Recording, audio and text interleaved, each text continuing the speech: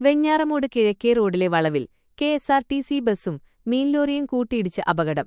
ബുധനാഴ്ച രാത്രി 10:30-യോടെയാണ് സംഭവം.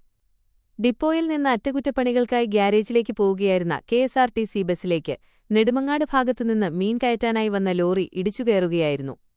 ഇടിയുടെ ആഘാതത്തിൽ മീൻലോറി മറിയുകയും പൂർണ്ണമായും തകരുകയും ചെയ്തു. അപകടത്തിൽ നെയ്യാറ്റിൻകര സ്വദേശിയായ ലോറി ഡ്രൈവർക്ക് ഗുരുതരമായി പരിക്കേറ്റു. തകർന്ന വാഹനം വെട്ടിപ്പൊളിച്ചാണ് ഇയാളെ പുറത്തെടുത്തത്.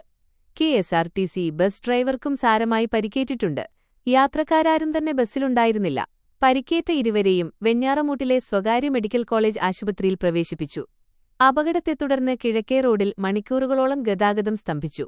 വെഞ്ഞാറമൂട്ടിൽ നിന്ന് ഫയർഫോഴ്സ് സംഘമെത്തി അപകടത്തിൽപ്പെട്ട വാഹനങ്ങൾ റോഡിൽ നിന്ന് മാറ്റിയ ശേഷമാണ് ഗതാഗതം പുനഃസ്ഥാപിച്ചത്.